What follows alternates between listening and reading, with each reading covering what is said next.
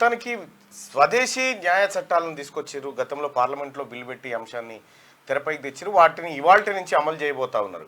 అసలు ఆ చట్టాలేంటి, గతంలో బ్రిటిషర్స్ తీసుకొచ్చిన చట్టాలేంటి, వాటిని ఎందుకు తొలగించారు, కొత్త వాటిని స్వదేశీ చట్టాలను ఎందుకు తీసుకొచ్చారు అనేటువంటి అంశం విస్తృతంగా చర్చ జరుగుతూ ఉంది దేశవ్యాప్తంగా.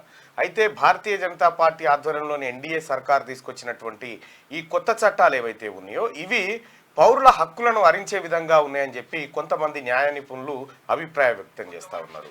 వాస్తవానికి ఏమున్నాయి మరి కొత్త చట్టాలు అంటే, గతంలో ఎట్లుండేదంటే ఖైదీలకు లేదంటే నేరారోపణ ఎదుర్కొంటున్న వాళ్లకు బేడీ లేకపోతుండే, కానీ ఇప్పుడు బేడీ లేచి తీసుకోపోవచ్చట. ఇప్పుడు బేడీ లేయచ్చు, అలాగే పోలీస్ కస్టడీలో 50-60 రోజులు ఉంచుకోవచ్చట. సో ఈ రకమైనటువంటి కార్యక్రమాలతో పాటు దేశద్రోహ చట్టాలు ఏదైతే ఉందో దాన్ని రాజద్రోహం కింద మార్చేసి ఇక రకరకాల మార్పులు జరిగినాయి. ఇంకా గమ్మత్ ఏంటంటే మతి స్థిమితం లేనోని మీద కూడా కేసు పెట్టవచ్చుగా. ఇటువంటి చట్టాలను తీసుకొచ్చారు అన్నట్టు. ఇప్పుడు ఈ చట్టాలపైన సుప్రీంకోర్టులో ఒక బిల్ దాఖలైంది. అదేంటంటే ఈ చట్టాల అమలును ఆపాలి, ఇవి పౌరుల హక్కులకు భంగం కలిగించే విధంగా ఉన్నాయని చెప్పి చెప్తా ఉన్నారు. కాకపోతే ఏంటంటే పార్లమెంటు చట్టం చేసిన తర్వాత సుప్రీంకోర్టు కూడా ఏం చేయలేదు. పార్లమెంటే సూపర్ పవర్ ఈ దేశంలో. వాటిని అమలు జరుగుతున్న విధానాన్ని పరిశీలించేది కోర్టులు, న్యాయస్థానాలు. కాబట్టి పార్లమెంటు తీసుకొచ్చినటువంటి ఈ చట్టం దాదాపుగా ఫైనల్. ఇక ఇటు పౌర సమాజం కానీ ఇటు పోలీసులు కానీ అందరు కూడా ఈ కొత్త చట్టాల పట్ల అవగాహన కల్పించుకోవాల్సిన అవసరం వచ్చింది. ఇండియన్ పీనల్ కోడ్, ఆ తర్వాత సిఆర్పిసి ఉన్నాయి కదా, ఈ అన్నిటినీ కంప్లీట్గా మార్చేసి భారతదేశంలో అంటే గతంలో బ్రిటిష్ వాళ్ళు చేసిన చట్టాలు మనకెందుకు అని చెప్పి కొన్నిటికి పేర్లు మార్చారు, కొన్నిటికి ఇవి అవి చేసారు.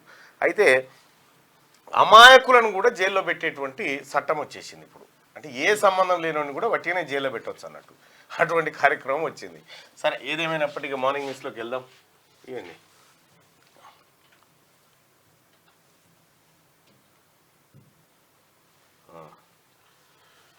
వెలుగు దినపత్రిక. నీటికి ఆన్లైన్లో పేపర్ లీకేజీల నేపథ్యంలో కేంద్ర ప్రభుత్వం యోచన. నీట్ పరీక్షను ఇక నుంచి ఆన్లైన్లో నిర్వహించాలని కేంద్ర ప్రభుత్వం యోచిస్తున్నది.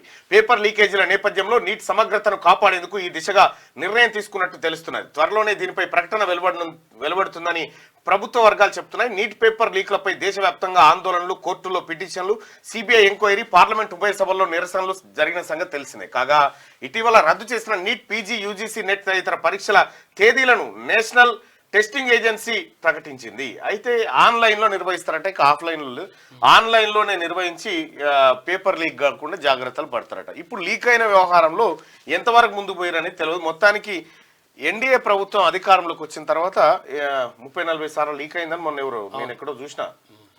మరి ఆ లీకేజీల వ్యవస్థ ఎయిర్పోర్టు లీక్ అయినా, పేపర్ లీక్ అయినా అనేటువంటి ఒక సెటైర్ పడతా ఉంది సోషల్ మీడియాలో.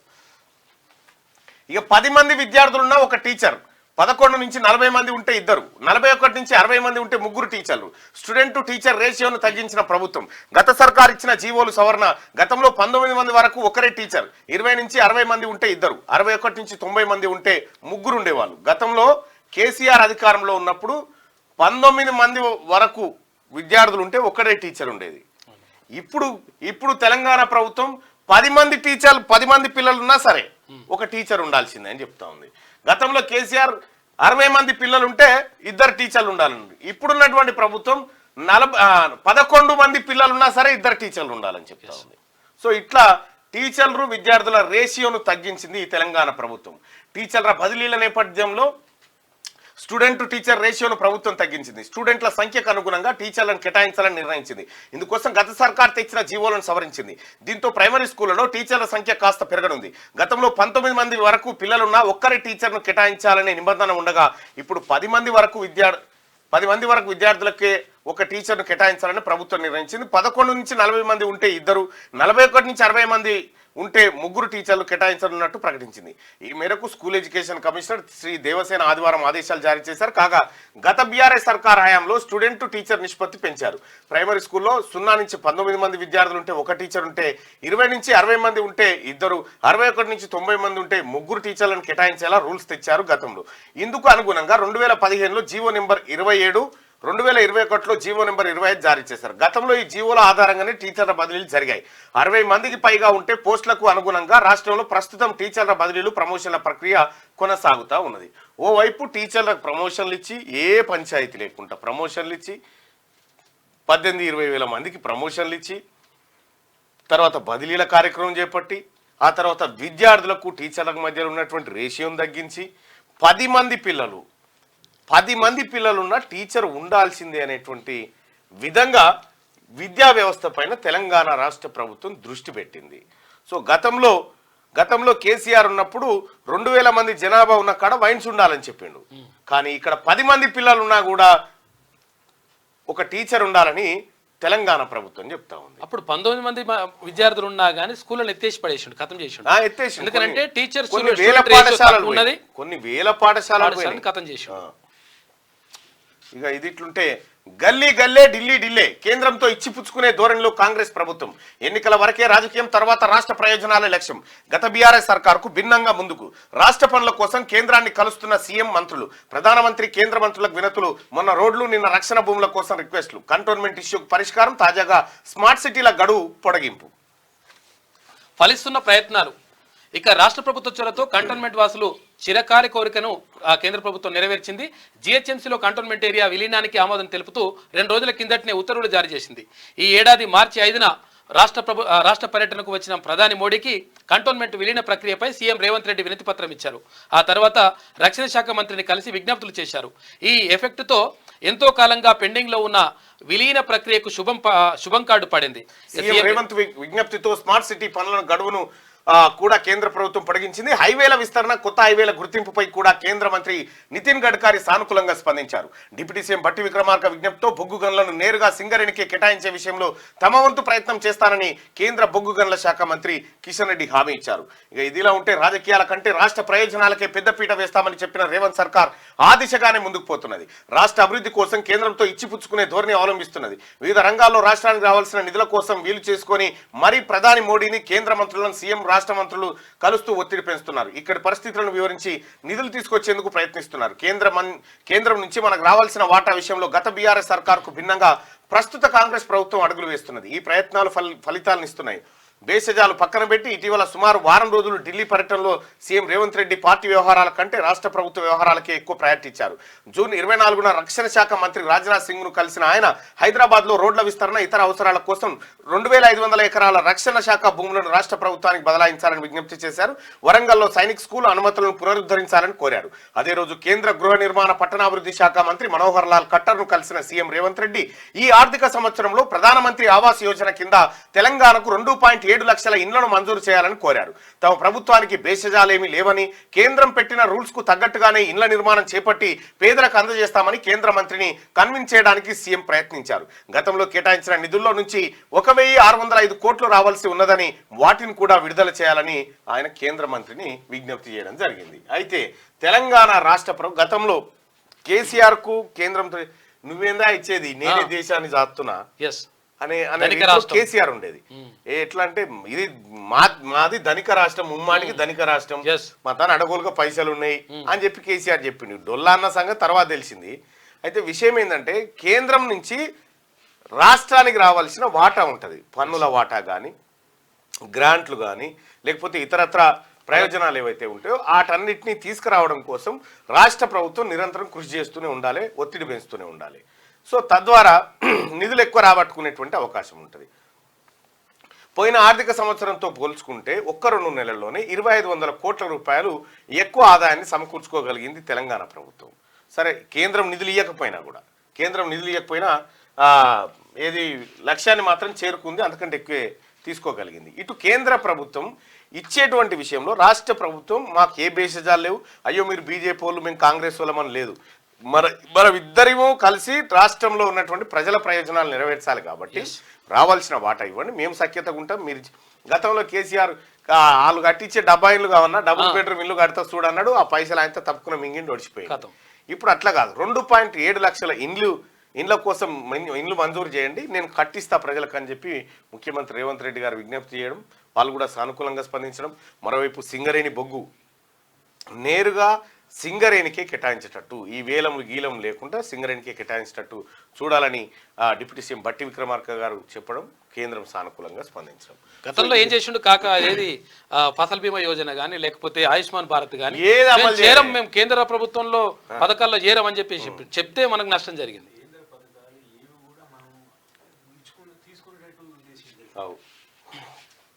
ఆర్మీ చీఫ్ గా జనరల్ ఉపేంద్ర బాధ్యతలు.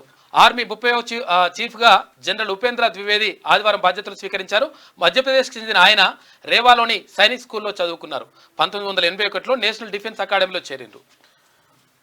రాష్ట్రంలో మోస్తరు వర్షాలు. రాష్ట్రంలో ఆదివారం హైదరాబాద్ సహా పలు జిల్లాల్లో మోస్తరు వర్షం కురిసింది. మరో 2 రోజుల పాటు రాష్ట్రంలో వాతావరణం మబ్బుబట్టినట్టు ఉంటుందని ఐఎండీ తెలిపింది. ఇక సోమవారం 9 జిల్లాలకు ఎల్లో అలర్ట్ జారీ చేశారు.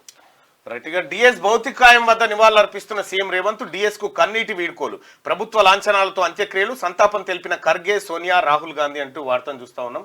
ఇక్కడ డి శ్రీనివాస్ గారు వాస్తవానికి ఆయన చాలా మంచి నాయకుడు ఉంటుండే, నాకు ఎప్పుడు సూచనలు సలహాలు చేస్తూ ఉండే. ఆయన పదే పదే చెప్తా ఉండే, నువ్వు ఎప్పటికైనా లీడర్ అవుతావు, నువ్వు గుర్తుపెట్టుకో, నువ్వు ఇది ఈ ఎట్టి పరిస్థితుల్లో నువ్వు ప్రజాక్షేత్రాన్ని వదిలిపెట్టకు, ప్రజలు రకరకాలుగా చెప్తా ఉండే. మొన్నటి అసెంబ్లీ ఎన్నిక మొన్న ఎమ్మెల్సీ ఎన్నికల్లో కూడా ఆయన సూచనలు సలహాలు తీసుకోవడం జరిగింది. వాస్తవానికి ఆయన నాకు గురువు లాంటి వ్యక్తి. మోరోవర్ ఏంటంటే 2 కొడుకులు ఉంటే 3వ కొడుకు లాంటి అట్లా చూసుకునేటువంటి వ్యక్తి. సో ఇక్కడ అరవింద్ అన్న కానీ తర్వాత సంజయ్ అన్న కానీ అందరు డి శ్రీనివాస్ గారి పేరు నిలబెట్టే క్రమంలో ముందుకు పోతా ఉన్నారు. అయితే ఇంకొక విషయం ఏంటంటే ప్రధానంగా మున్నూరు కాపులలో ఉన్నటువంటి పెద్ద లీడర్లుగా డి శ్రీనివాస్ ఉండేది, ఆ తర్వాత పొన్నా లక్ష్మయ్య గారు ఉండేది, కేశవరావు గారు ఉండేది, ఆ తర్వాత వి హనుమంతరావు గారు ఉండేది. ఈ తరం అంతా దాదాపుగా ఒక లేయర్ అయిపోయినటువంటి పరిస్థితి. ఇప్పుడు వాస్తవానికి ఫస్ట్ టైం ఏది రాష్ట్రం ఏర్పడ్డప్పటి ఉమ్మడి ఆంధ్రప్రదేశ్ నుంచి ఇప్పటి వరకు 300 కాపు మనిషి లేకుండా ఫస్ట్ టైం క్యాబినెట్ ఉంది, అంటే మినిస్టర్ లేకుండా. సరే, ఆ కొండా సురేఖ గారు పద్మశాలి కాబట్టి ఆమెకు ఉంటుండొచ్చు. ఇది ఒక చర్చ జరుగుతుంది. అంటే ఒక పెద్ద లీడర్ని అయితే ఈ 300 కాపు సామాజిక వర్గం ముఖ్యంగా అందరు ప్రజలు కోల్పోయినారు. నేను చనిపోయిన వెంటనే అక్కడికి వెళ్ళడం జరిగింది. ఇంటికి వెళ్ళి ఆయన పార్థివ దేహాన్ని దర్శించుకోవడం జరిగింది. ఇక T20కి రోహిత్, జడేజా గుడ్ బై చెప్పిండు. ఒక గొప్ప విజయంతో ముగ్గురు టీమిండియా లెజెండ్స్ T20 ఫార్మెట్ కు ముగింపు పలికారు. సౌత్ ఆఫ్రికాలో ఫైనల్ మ్యాచ్ ముగిశాక కోహ్లీ ప్రకటించగా టీమిండియా మీడియా సమావేశంలో రోహిత్ వెల్లడించారు. ఫైనల్ మ్యాచ్ ముగిసిన సమావేశంలో రోహిత్ కూడా వెల్లడించారు. జడేజా ఆదివారం తన వీడుకోలు ప్రకటించారు. ముగ్గురు T20కి గుడ్ బై. ఇక అమ్మ పేరిట మొక్క నాటండి. మన్ కీ బాత్ లో దేశ ప్రజలకు ప్రధాని మోడీ పిలుపు. ఏక్ పేడ్ మాకే నామ్ కార్యక్రమాన్ని సక్సెస్ చేయండి. మా ప్రభుత్వాన్ని తిరిగి గెలిపించినందుకు ప్రజలకు థ్యాంక్స్. అరకు కాఫీ సహా భారతీయ ఉత్పత్తులకు విదేశాల్లో డిమాండ్. ఇండియా కల్చర్ ప్రోడక్టులు విశ్వవ్యాప్తం అవుతున్నాయని మోడీ మన్ కీ బాత్ లో మళ్ళా దక్కన్ కొలాయించాడు. మన్ కీ బాత్ కా ఇయాల్టి నుంచే అమల్లోకి 3 కొత్త చట్టాలు. SMS ల ద్వారా సమాన్లు జారీ, ఇంటి వద్ద నుంచి ఆన్లైన్ లో కంప్లైంట్ అట. SMS సమాన్లు కూడా SMS జారీ చేస్తారు. ఎక్కడున్నా 0 FIR రిజిస్టర్ చేసే అవకాశం. క్రూరమైన నేరాలకు వీడియోగ్రఫీ తప్పనిసరట. ఈ కొత్త చట్టాలు వస్తా ఉన్నాయి. ఇవి దేశవ్యాప్తంగా ఇవాళ చర్చ జరుగుతూ ఉన్నాయి. రైతులు పంటలు అమ్ముకున్నాక ఫుల్ రేట్లంట. మార్కెట్లో వ్యాపారుల మాయాజాలం. మిర్చి, కంది, పత్తికి భారీగా పెరిగిన ధరలు. మార్కెట్లో వ్యాపారుల మాయాజాలం. అగ్గువకు అమ్ముకొని నష్టపోయిన రైతులు, లాభపడుతున్న వ్యాపారులు. వీళ్ళు సహజంగా ఏం చేస్తారంటే వ్యాపారులు రైతుల దగ్గర అంటే వాళ్ళ తెలివి కూడా ఎట్లుంటుంది అనుకున్నాం. ఫస్ట్ ఏం చేస్తారంటే పత్తి ఉందనుకో, పత్తి వాస్తవానికి ఆయాల ధర 6,000 ఉందనుకో, మార్కెట్కి ఎవ్వరు తెస్తలేరు అనుకో, 8,000కు కొంటారు. ఆయాల 8,000కు ఒక రైతు దేగానే 8,000కు కొంటారు. మిగతా రైతులు 8,000 అవుతున్నారు పత్తి అంటే మళ్ళీ 5,000కు వస్తుంది. 5,000కు మార్కెట్లోకి వచ్చినాక మళ్ళీ ఎవడు మోసుకపోతారు. ఇది ఇంటికి తడిసి మోపిడైతుంది అంటే 5,000కు చొప్పున అమ్ముకొని పోతాడు, కథం అయిపోతుంది. ఇప్పుడు మొత్తం రైతులంతా అమ్మకపోయినాక ఏం చేస్తారంటే దాని ధర 8,500 చేస్తారు వీళ్ళు. అంతే. ఇగో ఇది మాయాజాలం. ఇటు పండించిన రైతుకు దక్కది, వాళ్ళ ఇంటోళ్ళకి దక్కది. ఈ మధ్యలో కొట్టేస్తారు. రైతుల చేతిలో పంట ఉన్నప్పుడు ధరలు ఉండవు, కానీ పంట లేని టైంలో మాత్రం ధరలు ఫుల్ పెరుగుతున్నాయి. దీంతో రైతుల వద్ద తక్కువ ధరకు పంటలు కొన్న వ్యాపారులు లాభాలు ఆర్జిస్తున్నారు. ఇది వ్యాపారుల మార్కెట్ మాయాజాలానికి అద్దం పడుతున్నది. పంట వేయకముందు ధరలు బాగానే ఉంటుండగా ఇది చూసి పంటలు సాగు చేసిన అన్నదాతకు నిరాశ ఎదురవుతుంది. రైతులు పంటలన్నీ అమ్ముకున్నాక ఇప్పుడు మిర్చి, పత్తి, కంది ధరలు అమాంతం పెరిగిపోయాయి. దాదాపు వారు అమ్ముకున్న రేటుకు డబుల్ ధర పలుకుతున్నాయి. రైతుల వద్ద పంట కొని కోల్డ్ స్టోరేజ్లో దాచుకున్న వ్యాపారుల పంట పండుతుంది. రైతుల కనీసం పెట్టుబడులు వచ్చే పరిస్థితి లేకపోగా మరోవైపు వ్యాపారులు మాత్రం కోట్లు గడిస్తున్నారనే విమర్శలు ఉన్నాయి. మార్కెట్లో జోరుగా మిర్చి ధర. ఇక మార్కెట్లో మిర్చి ధర దుమ్మురేపుతుంది. శుక్రవారం తేజ రకం రికార్డు స్థాయిలో క్వింటాలకు 20,000 రూపాయల వరకింది. ఇప్పటికే రైతులు విక్రయించిన పంటను మినహాయిస్తే కోల్డ్ స్టోరేజీల్లో నిల్వ చేసిన వారికి వ్యాపారులకి లాభాలు తెచ్చిపెడుతున్నాయి. అదే రైతు చేతిలో పంట ఉన్నప్పుడు మాత్రం ధర ఉండడం లేదు. ఇక రైతులు తెచ్చినప్పుడు ఖమ్మం, వరంగల్ మిర్చి మార్కెట్లో దళారులు, వ్యాపారులు కుమ్మక్కై తక్కువ ధరకే కొంటున్నారట. అది పరిస్థితి. ఇక పానీపూరిలో క్యాన్సర్ కలర్స్, హానికరమైన కృత్రిమ రంగులు కలుపుతున్న వ్యాపారులు. ఫుడ్స్ లో సింథటిక్ కలర్స్ వాడకంపై కర్ణాటకలో నిషేధం. రాష్ట్ర వ్యాప్తంగా 79 చోట్ల శాంపిల్ సేకరణ. ఒక బెంగళూరులోనే 19 శాంపిల్స్ లో క్యాన్సర్ కారక రంగులు గుర్తింపు. పానీపూరిలో వచ్చేటువంటి ఆ రంగు నీళ్లు, రంగు కలర్స్ అన్ని క్యాన్సర్ కారణమైతా ఉన్నాయట.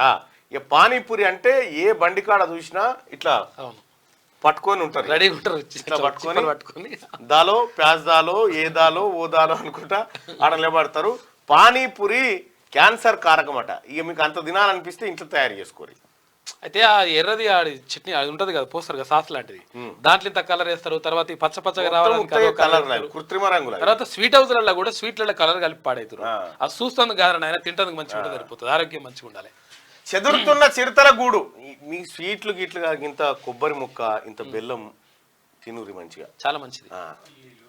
పల్లీలు, నువ్వులు. ఈ చెదురుతున్న చిరుతల గూడు. ఆహారం, ఆవాసం కోసం ఊర్లు రోడ్ల మీదకి. కరెంటు షాక్లు, ప్రమాదాలతో మృత్యువాత, అడవులు తగ్గడమే కారణం. కొండలు, గుట్టల్లో మైనింగ్ మాఫియాతో దెబ్బతింటున్న జంతువుల ఆవాసాలు. అడవుల విస్తీర్ణం తగ్గిపోవడంతో వన్యప్రాణులు జనావాసాల్లోకి వస్తున్నాయి. ముఖ్యంగా చిరుతపులుల సంచారం ఇటీవల చాలా పెరిగింది. నిత్యం ఎక్కడో చోట కలకలం సృష్టిస్తున్నాయి. పొలాల్లో విద్యుత్ షాక్లకు గురి అవుతూ రోడ్లపై వాహనాలు ఢీకొని మృత్యువాత పడుతున్నాయి. కొన్ని చోట్ల రాత్రిపూట ఇళ్లలోకి వచ్చి పెంపుడు జంతువులపై అటాక్ చేస్తున్నాయి.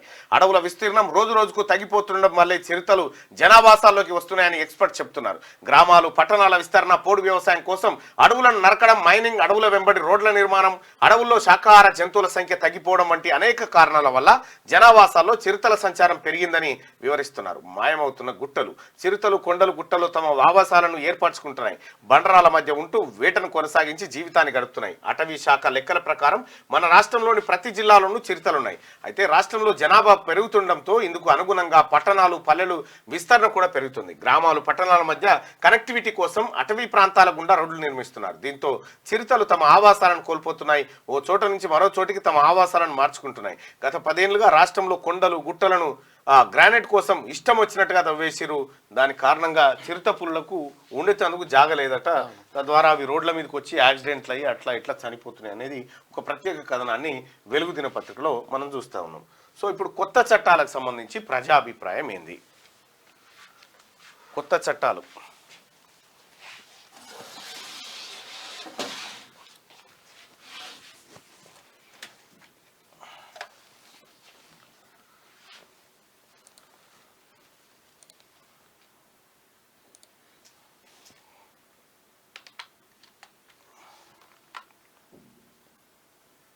కొత్త చట్టాల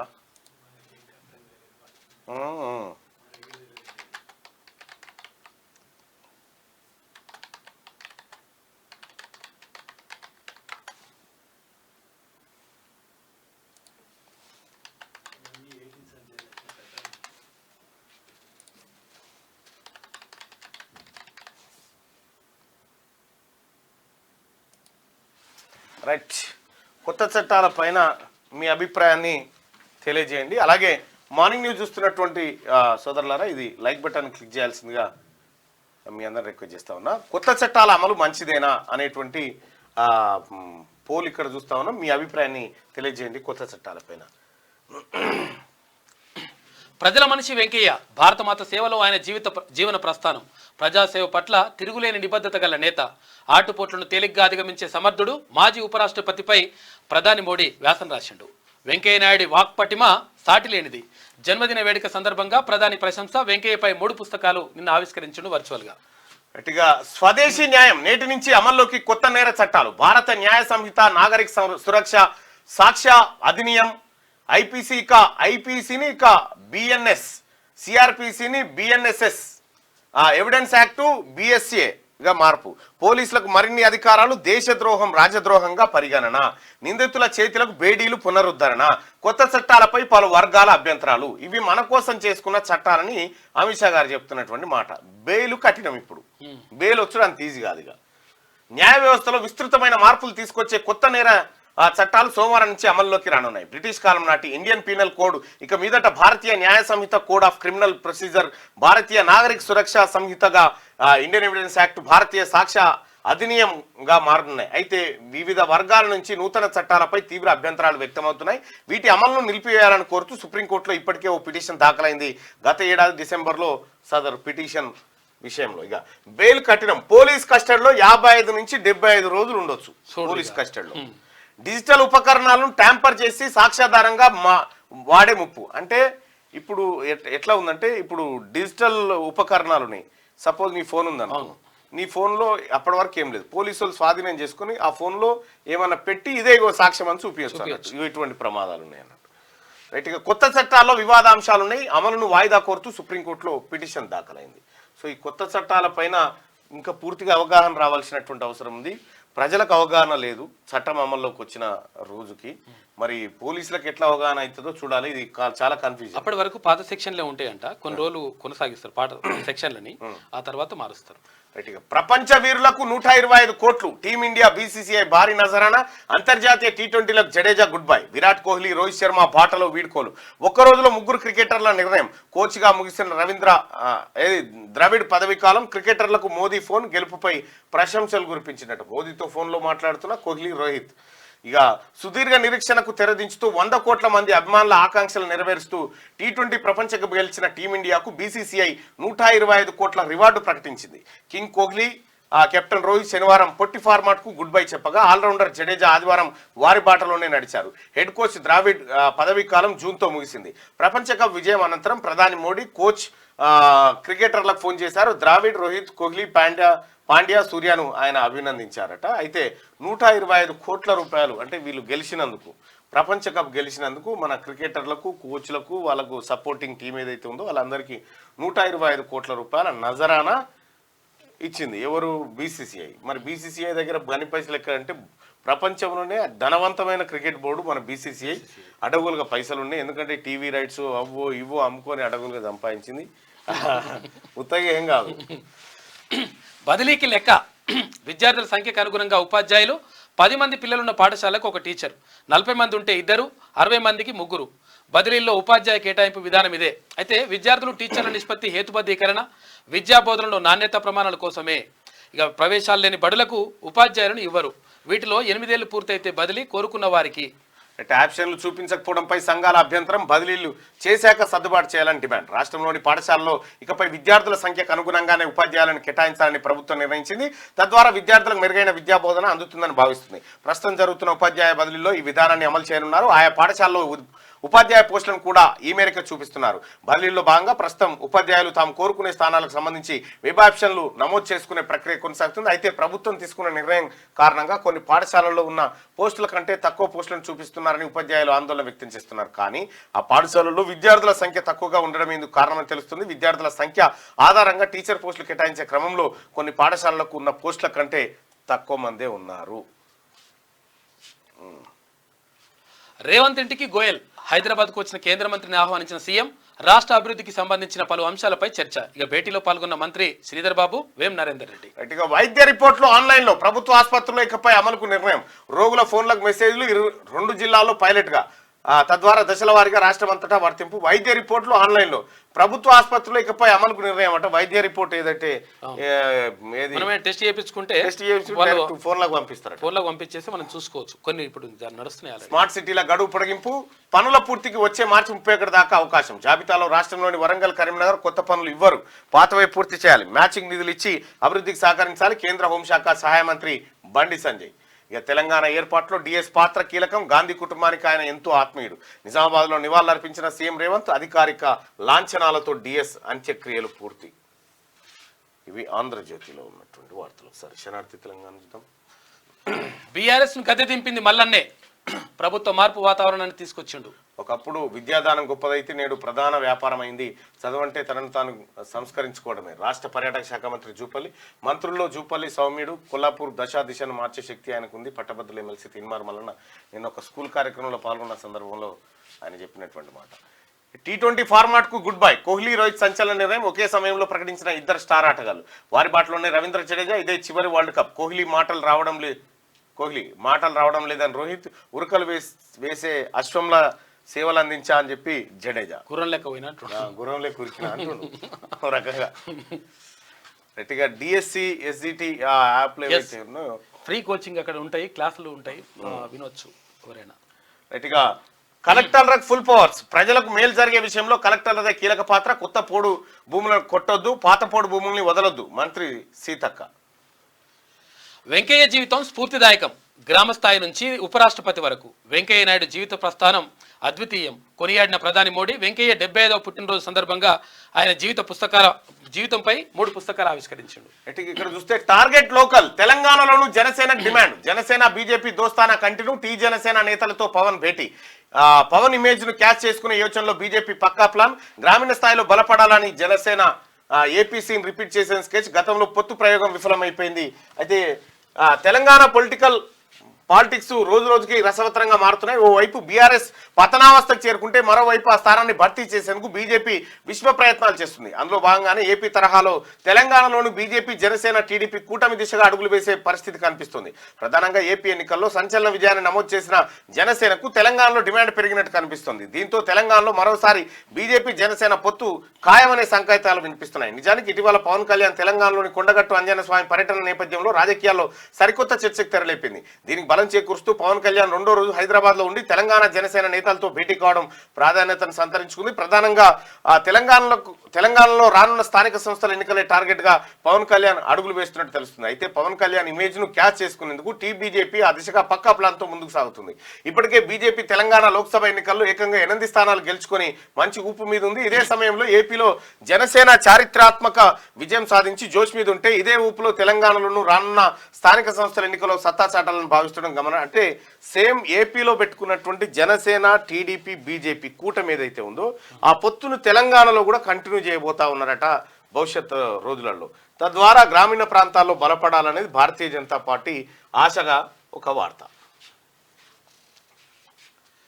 బీఆర్ఎస్ బాటలోనే కాంగ్రెస్. మంచితనాన్ని చేతగానితనంగా భావించొద్దు. అధికార పార్టీ ఒకసారి ఇది చూద్దాం. కొత్త చట్టాల అమలు మంచిదేనా ఏమో మరి చూద్దాం. పార్లమెంట్ చట్టం కాబట్టి 67% మంది మంచిది అంటున్నారు, 33% మంది మంచిది కాదని చెప్తా ఉన్నారు. DSC conduct in September month. Mallanna garu అయితే డిఎస్సి పోస్ట్ పోన్ చేయాలని చెప్పేసి చాలా మంది డిమాండ్ చేస్తున్నారు అంటే అక్కడ అభ్యర్థులు. ఎందుకంటే ఒక ఎగ్జామ్ కి తర్వాత ఇంకొక ఎగ్జామ్ కి మధ్య 3 నెలలు గ్యాప్ ఉండాలని చెప్పేసి వాళ్ళు రిక్వెస్ట్ చేస్తున్నారు. ఎందుకంటే ఇప్పుడు గ్రూప్ 2 సిలబస్ వేరే ఉంటుంది, డిఎస్సి సిలబస్ వేరే ఉంటుంది. ఈ రెండు ఒక్కసారి తక్కువ టైంలో పెట్టేసరికి ఏమవుతుందంటే వీళ్ళు టెట్ చదువుకున్నారు మొన్నటి దాకా. ఇప్పుడు డిఎస్సి గురించి ప్రిపేర్ అవుతుంటే ఆ ప్రిపేర్ అయ్యే లోపలనే ఇది వస్తే నోటిఫికేషన్ వస్తే బాగుండదని చెప్పేసి చాలా మంది అభ్యంతరం వ్యక్తం చేస్తున్నారు. కాబట్టి డిఎస్సికి తర్వాత గ్రూప్ 2కి మధ్య గ్యాప్ ఉండాలని చెప్పేసి వాళ్ళు రిక్వెస్ట్ చేస్తున్నారు. ప్రభుత్వం ఇది పరిశీలిస్తే బాగుంటుంది. తర్వాత కొంతమంది ఏమంటారు అంటే అట్లా పోస్ట్పోన్ చేయడం వల్ల మాకు ఆలస్యం అవుతుంది అని చెప్పేసి వాళ్ళు కూడా కొంతమంది ఉన్నారు. అయితే ఏదేమైనప్పటికీ పోస్ట్పోన్ చేయాలంటోళ్ళే ఎక్కువ మంది ఉన్నారు. ఇక ఇంకొకటి ఏంటంటే ఏది గురుకుల పోస్టులకు సంబంధించి, గురుకుల ఉపాధ్యాయ పోస్టులకు సంబంధించి అక్కడ ఏది ఎక్కడ కూడా బ్యాక్లాగ్ లేకుండా చూడండి. ఎందుకంటే ఫస్ట్ టీజీటీ, పీజీటీ, తర్వాత జేఎల్, డిఎల్ ఇట్లా నింపినరు. ఇట్లా నింపడం ద్వారా ఏమవుతుందంటే 2-3 జాబులు వచ్చినాయి ఒక్కొక్కరికి. అట్లా వచ్చినప్పుడు ఆ 2-3 జాబులు వస్తే ఒక జాబులనే జాయిన్ అవుతారు కాబట్టి మిగతా జాబులకు సంబంధించి అవి బ్యాక్లాగ్లో ఉండిపోతాయి. కాబట్టి అన్ని కూడా ఫిల్ చేయాలని చెప్పేసి వాళ్ళు డిమాండ్ చేస్తున్నారు. రైట్గా తెలంగాణలో టీడీపీ జనసేన బీజేపీ కూటమి ఫలిస్తుందా తెలంగాణలో? ఒకవేళ అది చేస్తే దీనిపైన మీ ఒపీనియన్ తెలియజేయండి.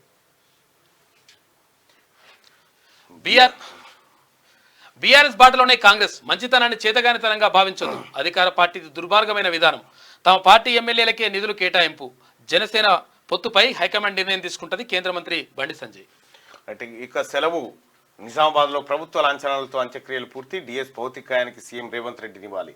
హాజరైన పలువురు రాజకీయ ప్రముఖులు, అభిమాన నేతకు కన్నీటి వీడుకోలు. నిన్న జరిగింది. ఉమ్మడి ఏపీ మాజీ పీసీసీ చీఫ్ డి శ్రీనివాస్ 75 ఏళ్ళు అంత్యక్రియలు ఆదివారం ముగిశాయి. ఇంటి నుంచి ప్రారంభమైన డిఎస్ అంతిమయాత్ర కంటేశ్వర బైపాస్ రోడ్డు మీదుగా సాగింది.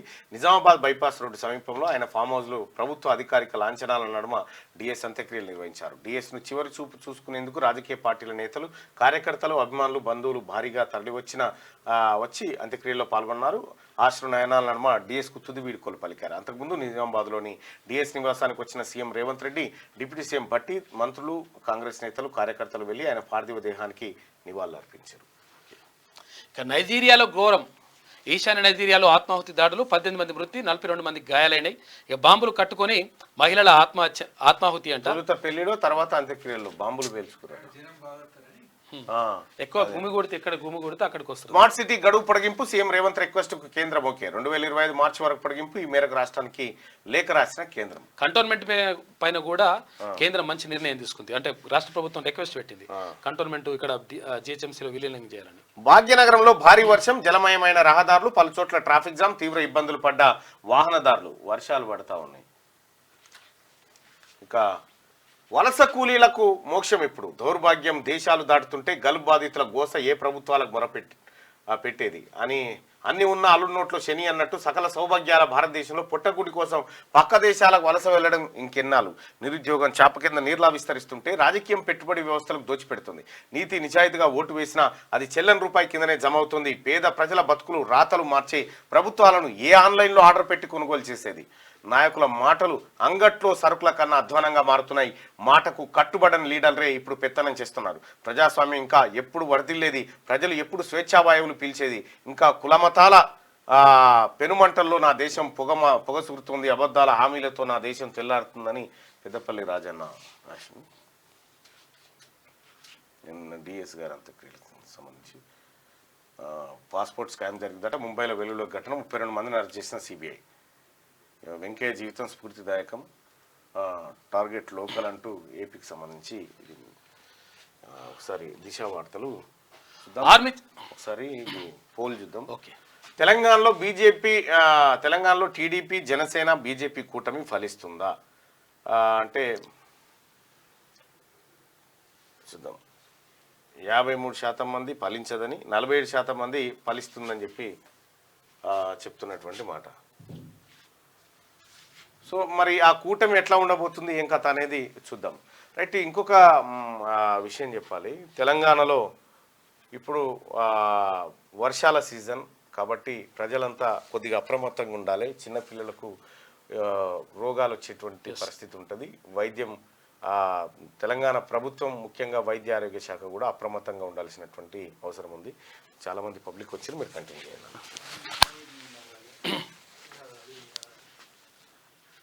ఇక దిశ పత్రిక చూసుకుంటే ఇవాటి నుంచి అమల్లోకి కొత్త న్యాయ చట్టాలు. వీటి ప్రకారమే తీర్పులు, విచారణ, కేసు, ఫిర్యాదులు కూడా.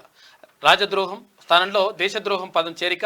భారత న్యాయ చరిత్రలో కొత్త అధ్యాయం స్టార్ట్ అవుతుందని చెప్పేసి ఒక వార్త కనిపిస్తూ ఉంది. ఇవాటి నుంచి కొత్త చట్టాలు అమల్లోకి వస్తాయి. ఇక ఆర్మీ చీఫ్ జనరల్గా ఉపేంద్ర ద్వివేది నియమించిండ్రు. 6 నెలల పాలనపై ప్రోగ్రెస్ రిపోర్ట్. పనితీరు, పథకాల అమలుపై ప్రజలకు వివరాలు రిలీజ్ చేసే యోచన. పబ్లిక్లోకి తీసుకెళ్లి చర్చ జరిగేలా రాష్ట్ర సర్కార్ వ్యూహం చేస్తూ ఉంది. విపక్షాల విమర్శలకు కౌంటర్ ఇచ్చేలా స్ట్రాటజీ. గత ప్రభుత్వ తప్పిదాలపై సమగ్ర నివేదిక. శాఖల వారీగా రిపోర్టు కోరిన సీఎం రేవంత్ రెడ్డి. ఇక సీఎంఓకు అందించిన పలు డిపార్ట్మెంట్లు అని చెప్పేసి ఒక వార్త కనిపిస్తూ ఉంది. ఈ 6 నెలల పాలన పైన ఇక్కడ ప్రోగ్రెస్ రిపోర్టు తీసుకుంటా ఉందట. అసలు యాక్చువల్గా ఏం జరిగింది, తర్వాత ఎంతవరకు ప్రగతి సాధించినాం, తర్వాత ఇంకెంతవరకు పెండింగ్లో పనులు ఉన్నాయి, పథకాల అమలు ఎట్లా ఉంది, తర్వాత గత ప్రభుత్వం ఇట్లా చేసింది, ఇప్పుడు ఎట్లా చేసిందని దానిపైన ప్రధానంగా దృష్టి సారించినట్ట ముఖ్యమంత్రి రేవంత్ రెడ్డి.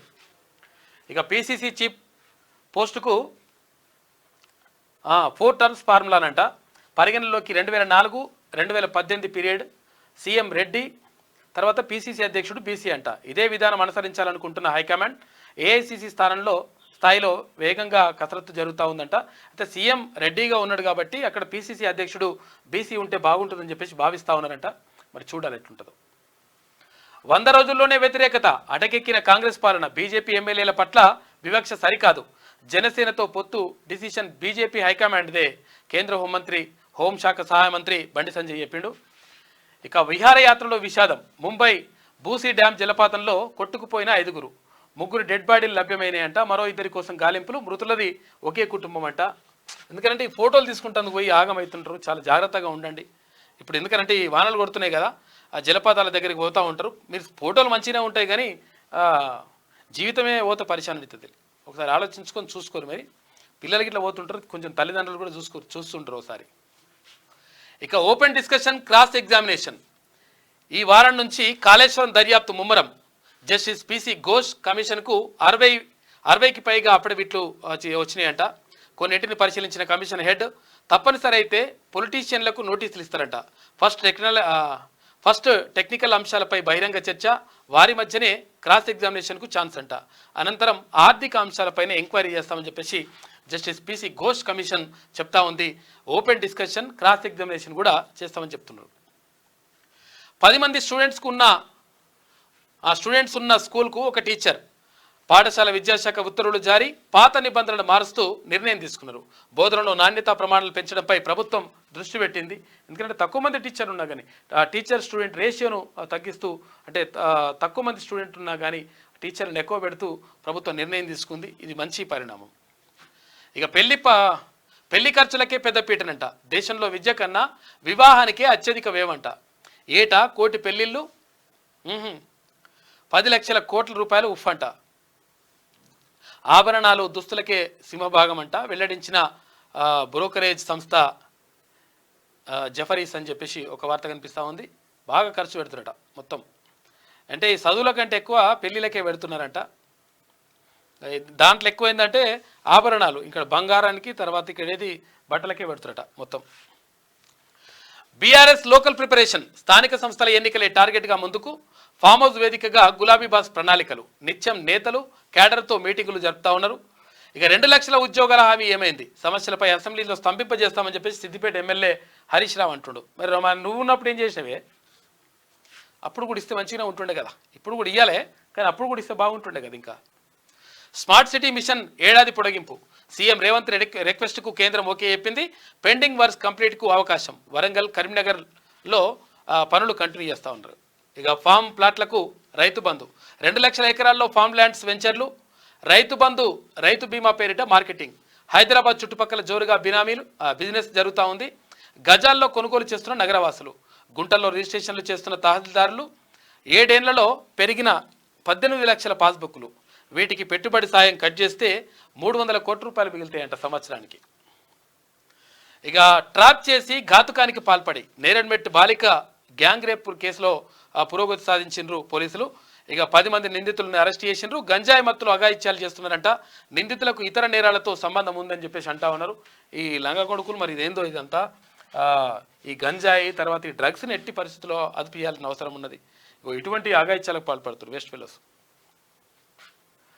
అశ్రు నయనాలతో అంతిమ వేడుకలు. డిఎస్ వ్యవసాయ క్షేత్రంలో అధికారిక లాంఛనాలతో జరిగినాయి అంత్యక్రియలు. చితికి నిప్పంటించిన పెద్ద కుమారుడు సంజయ్, నివాళులర్పించిన ముఖ్యమంత్రి రేవంత్. ఇక ముగిసిన డి శ్రీనివాస్ అంత్యక్రియలు, ముగిసిన రమేష్ రాథోడ్ అంత్యక్రియలు అని చెప్పేసి కూడా ఒక వార్త కనిపిస్తూ ఉంది. మొన్న ఇద్దరు చనిపోయింది పాపం నిన్న. ఇక ఫామ్ ప్లాట్లకు రైతు బంధు అంట. 2 లక్షల ఎకరాల్లో ఫామ్ ల్యాండ్స్ వెంచర్లు. రైతు బంధు, రైతు బీమా పేరిట మార్కెటింగ్. ఇక హైదరాబాద్ చుట్టుపక్కల జోరుగా బిజినెస్ జరుగుతూ ఉంది. ఇట్లా 300 కోట్ల రూపాయలు కథం చేసి పడేసిరట. ఇది దిశలో ఉన్నటువంటి ప్రధాన కథనాలు. అయితే ఒకసారి ఆదాబ్ హైదరాబాద్ చూద్దాం. ఆయన వాగ్దాటి అమోఘం. గ్రామస్థాయి నుంచి ఉపరాష్ట్రపతి వరకు ఎదిగిన గొప్ప వ్యక్తి. వెంకయ్య నాయుడు జీవిత ప్రస్థానం అద్వితీయమని చెప్పేసి ప్రధాని మోడీ అంటా ఉన్నారు. ఇక గచ్చిబౌలిలోని కన్వెన్షన్ సెంటర్లో పుస్తకావిష్కరణ కార్యక్రమం. వర్చువల్గా హాజరైన ప్రధాని నరేంద్ర మోడీ. వెంకయ్య నాయుడుపై 3 పుస్తకాలను వర్చువల్గా ఆవిష్కరించిన మోడీ, మాతృభాషలను కేంద్రం ప్రోత్సహించడం గొప్ప విషయం. చట్టసభలకు ఎన్నికైన నేతలు హుందాగా వ్యవహరించాలని చెప్పేసి మాజీ ఉపరాష్ట్రపతి వెంకయ్య నాయుడు అంటా ఉన్నాడు. తెలుగు రాష్ట్రాల జనహృదయ నేతకు అశ్రునివ్వాలి. జనసంద్రంగా మాజీ మంత్రి డి శ్రీనివాస్ అంతిమయాత్ర. నివాళులర్పించిన సీఎం రేవంత్ రెడ్డి. ఆదివారం ప్రభుత్వ అధికారిక లాంఛనాలతో అంత్యక్రియలు పూర్తి. ఇక పర్యవేక్షించిన కలెక్టర్ డిఐజీ సిపి అని చెప్పేసి ఒక వార్త కనిపిస్తూ ఉంది. శ్రద్ధాంజలి ఘటించిన మంత్రులు, ప్రజాప్రతినిధులు. ఇండియన్ ఆర్మీ చీఫ్గా general Upendra Dwivedi. Indian army చీఫ్గా బాధ్యతలు చేపట్టిన ఉపేంద్ర ద్వివేది ముగిసిన జనరల్ మనోజ్ పాండే పదవీ కాలం. 1981లో నేషనల్ డిఫెన్స్ అకాడమీలోకి ఉపేంద్ర ద్వివేది వచ్చిండు. ఉగ్రవాద కార్యకలాపాలను అరికట్టడంలో కీలక పాత్ర పోషించిండు. ఇక టీమిండియాకు 125 కోట్ల రూపాయల నజరానా ప్రకటించిన బీసీసీఐ కార్యదర్శి జైషా. ఇక టీమిండియా ఆటగాళ్లకు ప్రధాని మోడీ ఫోన్ చేసిండు. తెలంగాణ భక్తులు ఇబ్బందులు పడకుండా చర్యలు తీసుకోవాలి. తెలుగు రాష్ట్రాల ప్రజలు సంతోషంగా ఉండాలి అని శ్రీవారిని కోరుకున్నాను. విభజన హామీల అమలు కోసం కేంద్రంపై ఒత్తిడి చేసేందుకు ఏపీ రాష్ట్ర ప్రభుత్వం కలిసి రావాలి. తిరుమల శ్రీవారి దర్శన అనంతరం మీడియాతో మంత్రి పొన్నం ప్రభాకర్ గౌడ్ మాట్లాడిండు. గత ప్రభుత్వం చేసిన తప్పులనే కాంగ్రెస్ ప్రభుత్వం చేస్తోంది. బీజేపీ ఎమ్మెల్యేలకు నిధులు ఇవ్వడం లేదు, కేవలం వారి పార్టీ ఎమ్మెల్యేలకే ఇస్తా ఉంది. అయితే నిధుల విషయంలో మా పార్టీ ఎమ్మెల్యేలను అవమానించడం సరికాదు. మేము కూడా ఇదే ధోరణి ప్రదర్శిస్తే తెలంగాణ అభివృద్ధి జరగదు. కాంగ్రెస్ ప్రభుత్వంపై సంచలన వ్యాఖ్యలు చేసిన కేంద్ర హోంశాఖ సహాయ మంత్రి కిషన్ రెడ్డి, మన బండి సంజయ్. నిరుద్యోగులపై కాంగ్రెస్ పార్టీది కపట ప్రేమ. మోతీలాల్ 7 రోజులుగా ఆమరణ నిరాదీక్ష చేస్తున్న ప్రభుత్వానికి చీమకుట్టినట్టు కూడా లేదని చెప్పేసి అంటా ఉన్నాడు. ఆమరణ దీక్ష చేస్తున్న మోతీలాల్ని పరామర్శించిన మాజీ మంత్రి హరీష్ రావు కాంగ్రెస్ ప్రకటించిన జాబ్ క్యాలెండర్ ఏమైంది? ఇవన్నీ కూడా అంటున్నావు కదా మరి హరీష్ రావు, మరి అప్పుడేం చేసినావు? నిజంగా కూడా అసలు మోతీలాల్ నిజంగా 7 రోజులుగా ఆమరణ దీక్ష చేస్తూ ఉన్నాడు. ఇప్పుడు గాంధీ ఆసుపత్రిలో ఉన్నాడు. అయితే ప్రభుత్వం కూడా దానిపైన స్పందించాల్సిన అవసరం ఉన్నది. ఎందుకంటే ఇక్కడ గురుకులాలకు సంబంధించి 100% బ్యాక్లాగ్ లేకుండా చూడాల్సిన అవసరం ఉన్నది. తర్వాత ఒక పరీక్షకు ఇంకొక పరీక్షకు, అంటే ఇక్కడ గ్రూప్ 2కి కానీ గ్రూప్ 3కి కానీ వీటికి తర్వాత డిఎస్సికి గ్యాప్ అనేది ఉండాలి. 2 నెలల నుంచి 3 నెలల పాటు గ్యాప్ ఉండాలని చెప్పేసి వాళ్ళు రిక్వెస్ట్ చేస్తూ ఉన్నారు. దానికి సంబంధించి కూడా ఆలోచించాలి. తర్వాత ఈ పోస్టులు పెంచాలంటా ఉన్నారు. పోస్టులు పెంచడం ఇప్పుడు కుదురుతుందో లేదో తెలియదు కానీ, ఎందుకంటే ఇక్కడ ఒకవేళ పోస్టులు మిగిలి ఉంటే జాబ్ క్యాలెండర్ వేస్తూ ఉన్నారు కాబట్టి ఒకవేళ మిగిలిన పోస్టులు ఉంటే మళ్ళీ నోటిఫికేషన్ వచ్చే అవకాశం ఉంటుంది. కాబట్టి దీనిపైన ఒక చర్చ జరగాల్సిన అవసరం ఉంది. ప్రభుత్వం కూడా దీనిపైన స్పందిస్తే బాగుంటుందని చెప్పేసి వాళ్ళు రిక్వెస్ట్ చేస్తూ ఉన్నారు. 7 రోజుల నుంచి అక్కడ మోతీలాల్ అక్కడ నిరాహార దీక్ష కొనసాగిస్తూ ఉన్నాడు గాంధీ ఆసుపత్రిలో. ఉస్మానియా స్టూడెంట్. ఇది ఆదాబ్లో ఉన్నటువంటి ప్రధాన కథనాలు. అయితే ఒకసారి ఈనాడు చూద్దాం. దార్శనిక నేత వెంకయ్య నాయుడు, ఆయన జీవితం స్ఫూర్తిదాయకం అని చెప్పేసి ప్రధాని మోడీ అంటా ఉన్నాడు. ఇక మాజీ ఉపరాష్ట్రపతిపై 3 పుస్తక ఆవిష్కరణలు. ఇక ఫిరాయింపుల నిరోధక చట్టాన్ని సవరించాలని చెప్పేసి వెంకయ్య అంటా ఉన్నారు. వసతులు లేని వర్సిటీలు, అధ్వానంగా హాస్టళ్లు, పెచ్చులోడుతున్న పైకప్పులు, తలుపులు లేని మరుగుదొడ్లు, వీటిలో వేసిపోయింది కాక 10 ఏళ్ళలో ఏం చేసినారు అన్నాయంటే యూనివర్సిటీలన్నీ ఖతం చేసి ప్రైవేట్ యూనివర్సిటీలను పెట్టుకుంటా వాటికి అనుమతులు ఇచ్చుకుంటా రకరకాల కథా కార్యక్రమం చేసుకుంటూ వచ్చిండు కేసీఆర్. ఇట్లా అయిపోయింది. నాసిరకంగా భోజనం, ఆందోళన చేస్తున్న చర్యలు శూన్యం. ఇక నిధులు పెద్దగా అవసరం లేని పనులు చేయని అధికారులు, బడ్జెట్లో కేటాయింపులే అరకొర, ఇక వాటిలోనూ ఇచ్చేది నామమాత్రమే అంట. ఇక OU-E1 హాస్టల్లో పైకప్పు సీలింగ్ ఇలా ఉందంట. ఇక తెలంగాణ వర్సిటీలోని పాత బాలుర హాస్టల్లో అద్దాలు పెరిగిన కిటికీలు అని చెప్పేసి ఇట్లున్నది పరిస్థితి. రాష్ట్రంలో మొత్తం ఆగమాగం చేసిండు. ఎందుకంటే ప్రభుత్వ యూనివర్సిటీలు లేకుండా వేయాలనేది కేసీఆర్ లక్ష్యం అన్నమాట. అందుకోసం మొత్తం నాశనం చేసిండు. కానీ ఇప్పుడు ఉన్న ప్రభుత్వం అన్న పట్టించుకొని 100% ఈ యూనివర్సిటీలకు ప్రత్యేక కేటాయింపులు జరపాల్సిన అవసరం ఉన్నది. తర్వాత ఇంకొకటి ఏంటంటే ఏదైతే మెస్ బిల్లులు ఉన్నాయో ఆ మెస్ బిల్లులు మొత్తం మాఫీ చేసేసి మెస్ను ఫ్రీగా పెడితే తప్పేముంటుంది. అక్కడ అధ్యయనం చేసేటువంటి అక్కడ PhD స్కాలర్స్ కానీ తర్వాత ఇక్కడ PG స్టూడెంట్స్ కానీ వాళ్ళకు ఫ్రీగా మెస్సులు అందిస్తే బాగుంటుంది. చాలామందికి ఏం తెలుసు అంటే యూనివర్సిటీలలో ఇప్పుడు ఉస్మానియా సిటీలో ఉంటే స్టూడెంట్స్ ఉంటే మొత్తం ఫ్రీగా పెడతారని చెప్పేసి అనుకుంటారు. ఫ్రీగా ఏముంటుంది, మెస్ బిల్లులు ఉంటాయి. కాబట్టి ఆ మెస్ బిల్లులు రద్దు చేయాలని చెప్పేసి కూడా డిమాండ్ జరుగుతూ ఉన్నాయి. మరి దానికోసం కూడా ప్రభుత్వం ఆలోచించాలి. 125 కోట్ల రూపాయలు ఛాంపియన్లకు భారీ నజరాలను ప్రకటించిన BCCI అని చెప్పేసి ప్రపంచ కప్ గెలుచుకున్నారు కదా, టీమిండియాకి ఇచ్చేసింది. ఇక 10 మంది విద్యార్థులు మించితే 2 టీచర్లు, పిల్లల సంఖ్యకు అనుగుణంగా ఉపాధ్యాయుల కేటాయింపు, HGT బదిలీల్లో పాఠశాల విద్యాశాఖ నిర్ణయం తీసుకుంది. పాక్షికంగా హేతుబద్ధీకరణ అమలు చేసినట్లే. ఇక కేదార్నాథ్ సమీపంలో విరిగిపడ్డ మంచి చర్యలంటే ఎలాంటి ఆస్తి ప్రాణ నష్టం జరగలేదంటే ఇంకా నయం. ఇంకా పార్లమెంట్లో దుమారం రేపుతున్న నీట్. ఇక చుక్ బండి పట్టాల కింద నుంచి వెళ్తుందండి. 340 కిలోమీటర్ల మేర 340 మీటర్ల మేర భూగర్భంలో ప్రయాణం. భూ ఉపరితలంపై ఓ రైలు, లోపల మరొకటి అంట. కాజీపేట రైల్వే స్టేషన్ సమీపంలో నిర్మాణం చేస్తున్నారు. 340 మీటర్లు అంట. ఇక న్యాయ చరిత్రలో కొత్త అధ్యాయం, అమల్లోకి నూతన చట్టాలు, కనుమరుగు కానున్న ఐపీసీ తర్వాత సిఆర్పిసి. ఇది ఈనాడులో ఉన్నటువంటి ప్రధాన కథనాలు. యాడ్ ఉన్నట్టుంది సుస్మితా సేన్. ఇక ఒకసారి ఈమె ఏమంటుందో మేడం, క్యాబినెట్లో వివక్ష, ఉత్తర తెలంగాణ మంత్రులకు అప్రధాన్య శాఖలు. ఈమె ఎందుకు బాధపడుతుందో అర్థమైతలేదు. వివక్ష అని చెప్పి రాస్తున్నది. అసెంబ్లీలో నిలదీస్తాం, మోతీలాలకు హాని జరిగితే సర్కారుదే బాధ్యత. ఇప్పుడు గుర్తుకొచ్చింది హరీష్ రావుకి. ఏమైంది మరి అప్పుడు మొత్తం డిఎస్సి పోస్టులు పెంచాలి, 5,849 పోస్టులు ఉంటే ఇంకా పోస్టులు పెంచాలంటే మరి కనీసం మాట్లాడకపోతేవి. తర్వాత ఇక్కడ గ్రూప్ 2 పోస్టుల గురించి మాట్లాడకపోతేవి. నోటిఫికేషన్ ఇస్తే ఇల్లాలతో పండుగ అయినట్టు, నోటిఫికేషన్లు ఇస్తే అంతా జరిగిపోయినట్టు కథలని చెప్పబడుతుంది. నువ్వు కానీ కేటీఆర్ కానీ కేసీఆర్ కానీ నాశనం చేస్తుంది. నిరుద్యోగులను ఒక్కనాడన పట్టించుకున్నావా? ఒక్కనాడన నిరుద్యోగుల గురించి మాట్లాడినరా? ఒక్కనాడు మాట్లాడలే, దాని గురించి పట్టించుకున్న పాప అవ్వలేదు. ఇప్పుడు డైలాగులు కొడుతున్నావు. కానీ 100% న్యాయమైన డిమాండ్లు ఏవైతే ఉన్నాయో వాటిని 100% డిమాండ్లు నెరవేర్చాల్సిన అవసరం మాత్రం ప్రభుత్వానికి ఉన్నది. ఇప్పుడున్నటువంటి ప్రభుత్వం కూడా అసెంబ్లీలో నిలదీస్తారంట ఆయన. నువ్వు నిలదీస్తే ఏం అవసరం లేదు. ఇక రాహుల్ గాంధీ 2 లక్షల ఉద్యోగాలు ఏమని చెప్పేసి జాబ్ క్యాలెండర్ హామీ ఏమైందని చెప్పేసి కేటీఆర్ అడుగుతున్నాడు. నువ్వు అడగాలి, ఇక నువ్వు అడగాలి. ఏమైనా ఉండాలని మీకు ఏమైనా అడుగుతుంది కన్నా. కాంగ్రెస్ నేతల అడ్డగింత 100% నేను ఏమంటున్నానంటే వాళ్ళు చేస్తారు, 100% చేస్తా అని చెప్పేసి ప్రభుత్వం చెప్తా ఉంది. జాబ్ క్యాలెండర్ రిలీజ్ చేస్తా అంటుంది. తర్వాత 2 లక్షల ఉద్యోగాలు భర్తీ చేస్తా అని చెప్తుంది. దానిపైన నడుస్తుంది కథ. నువ్వు అడుగుడే సిగ్గు అనిపిస్తుంది. ఎందుకనంటే 10 ఏళ్ళు ఏం పీకిరు మరి. రేవంత్ రెడ్డికి ముక్కుతాడు. ఇక మళ్ళీ ఏకపక్ష నిర్ణయాలకు బ్రేక్, నెగ్గిన సీనియర్ల మాట అని చెప్పేసి ఇదో కథ. రహస్య విచారణలో లీకులు ఎట్లా ఇస్తారు, జస్టిస్ నరసింహారెడ్డి మీడియాతో ఎలా మాట్లాడతారని చెప్పేసి ఎప్పుడు ఏంది ఇప్పుడు గాలి వినోద్ కుమార్ చేస్తున్నారు ఆయనది ప్రొఫెసర్ది. ఆటో యాప్ ఇంకెప్పుడు టీ హబ్ ద్వారా ప్రత్యేకంగా రూపొందిస్తామన్న సీఎం రేవంత్ రెడ్డి. చేస్తారు. ఇక బిల్లులు ఇవ్వకుంటే ఉద్యమం, యుఎస్కు వరంగల్ వస్త్రాలని చెప్పేసి ఒకటి. రాష్ట్రానికి పొంచి ఉన్న డెంగ్యూ ముప్పు, ప్రపంచ ఆరోగ్య సంస్థ హెచ్చరిక. ఇక ఇవాటి నుంచి అమల్లోకి కొత్త న్యాయ చట్టాలు. సదరం దారుణం, అడ్డగోలుగా వైకల్య నిర్ధారణ పత్రాల జారీ అని చెప్పేసి ఒక వార్త. ఆర్మీ నేవీ చీఫ్గా కొత్త ఆయన వచ్చిండు. T20 ఇలాకు గుడ్ బై చెప్తా ఉన్నారు ముగ్గురు. గింతే ఉన్నది లెక్క. కాబట్టి మొత్తం మీద ఇక అట్లా కాకపోవటమే కనిపిస్తలేదు. ఏడా మొత్తం మీద అట్లా జరుగుతూ ఉంది.